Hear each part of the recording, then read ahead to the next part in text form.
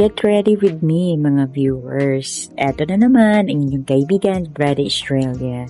Siyempre, bago pumunta sa treatment, ang daming inaayos. So, last week lang yan at ngayon nga ay nag-voice over ako para i-flex ko rin kung ano yung aking OOTD at yung mga dinadala ko katulad ng cellphone, power bank. Ayan, inaayos ko yung aking bag. Tapos, marami pa rin akong mga ibang dinadagdag katulad ng baso. Ayan, nagdadala ako ng mga kumot. Ayan, syempre kailangan ko magdala ng extra na kumot para sa sarili ko para hindi ako lamigin.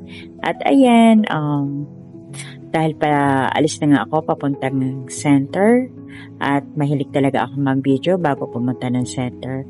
Syempre, ako si Librada Estrella, huwag niyo kalilimutan na mag-like and mag-follow and mag-share na rin. Ayan, syempre ang aking YouTube channel, Librada Estrella, at ang TikTok account, Librada128. And shout out everyone, mga karil, especially dyan sa mga Team Masada, ayan, kay Ma'am Catherine at kay Ma'am Christina, kay Adi at saka kay Ate Pres.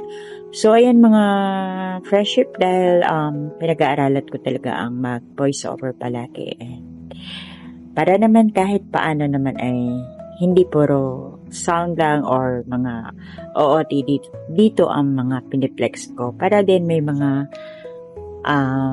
napapanood din kayo sa mga vlog ko dito kay Brada Straight.